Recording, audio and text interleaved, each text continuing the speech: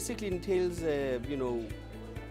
welcoming these beautiful guys from all over the Southern Africa region. It entails ensuring that the program in terms of strategy and implementation is intact. It entails a lot of stakeholder management because as you would know that the project is sponsored by the USAID, MasterCard Foundation, Dow Chemical and the University of South Africa.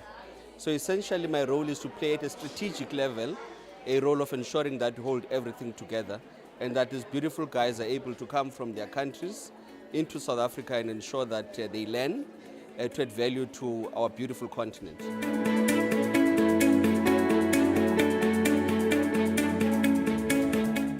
We have done about 15 cohorts. This is our 15th cohort of 135 people at a time.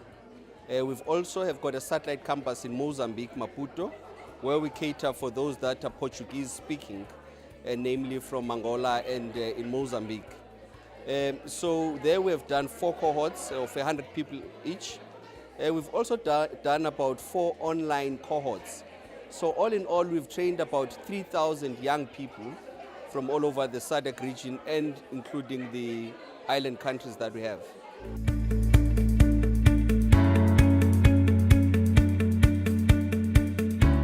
So one of the things that is our strength is that we've got alum, coordinating bodies in all the 14 countries of the region. They meet up almost once every 3 months. And one of the things we do quite well is to harvest, success stories through the alum bodies. So effectively what they do is that those that have came through the center would over time write to us and say, I am Andile Sipengane from this country. When I got into the center, I had this beautiful idea.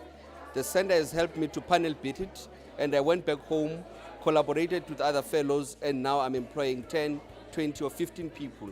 Others who work in the NGO space, for instance, will come here having this idea to say, how do we deal with, issues related to teenage pregnancy and or any other thing that they deal with in their home countries. We work with them on those ideas. They go back home, they do whatever it is they think is necessary to advance those ideals that they've learned. So in a way, we are the ones that attempt to panel beat the ideas that people have and throw them in and make them as big as possible. So the alum bodies are primarily responsible for us to feedback to our stakeholders on the impact that the program continues to make.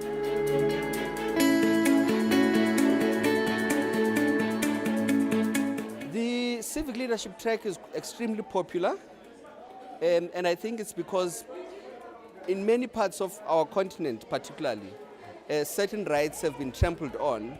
You get a sense that in some parts of our continent, people with disabilities, for instance, are not getting the kind of recognition, or equal rights that other people have as they should. So you get a lot of young people being agitated about how this specific sector is treated in their own countries, and therefore they come to the center to say, how do we deal with issues of inclusion?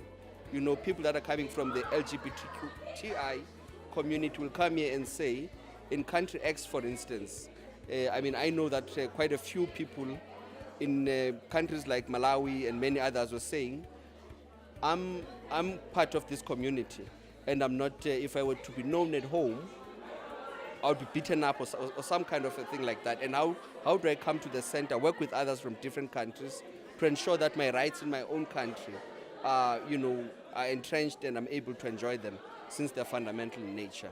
But of course, there's quite a lot of buzzing and budding entrepreneurs that come to the center with some of the greatest innovations that I've heard and seen. And they come here so that they are able to massify the impact of their ideas. One of my favorite sessions, I attended classes this morning, but my favorite session is when they do the pitch session. So the pitch session takes place on the second last day of the program, and that's where they say, this is the idea I came with, this is how the RLC has helped me fine-tune this idea, and this is the pitch that if I go out to talk to investors, I would submit and say, can you, so we get them to create bankable ideas, so that's my favorite session, and it's quite nice. Hopefully you'll be there as well.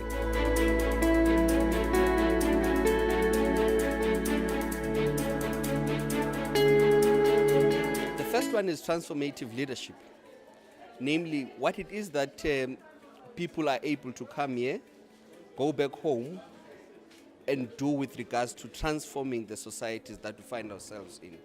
And we always say that transformation does not have to be macro. It has got to start somewhere. It could be in the village where I come from and say, here is one area that I think I need to transform, and therefore let me go out there and transform. The second one being the important ethos of YALI, namely responsible and ethical leadership.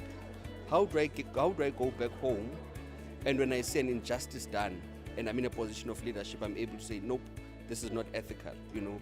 How do I, when the policy says I must get 3 coats for anything that's above 100,000, will I be able to sign 1 coat if 3 is required? How ethical is that, and all those kind of things.